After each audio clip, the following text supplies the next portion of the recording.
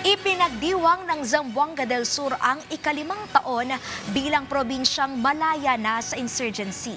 Kasabay niya na mahagi ng educational assistance ang OPAPRU at pamahalang panalawigan sa Aurora para sa mga Peace Scholars na kinabibilangan ng mga dating rebelde at kanilang mga pamilya. Yan ang sentro ng balita ni Floyd Brenz.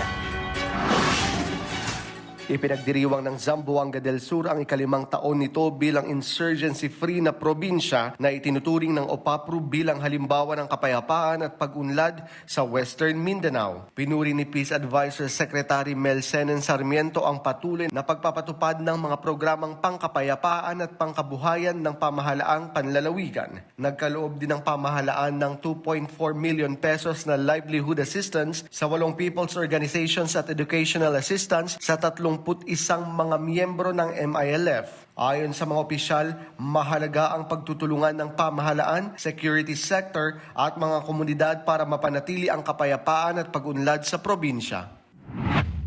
Nagkaloob ang OPAPRU at pamahalaang panlalawigan ng Aurora ng mahigit 1.84 million pesos na educational assistance para sa 92 Peace Scholars sa Baler, Aurora. Binubuo ang mga benepisyaryo ng mga dating rebelde, kanilang mga anak at iba pang kwalipikadong kapamilya na kabilang sa Peace and Development Center ng probinsya. Sa ilalim ng Educational Assistance Program, tumanggap ng tig 20,000 pesos ang bawat scholar. Ayon sa OPAPRU, bahagi ito ng mas malawak na transformation program na naglalayong maisulong ang pangmatagalang kapayapaan, edukasyon at pag-unlad ng mga dating rebelde at kanilang mga komunidad.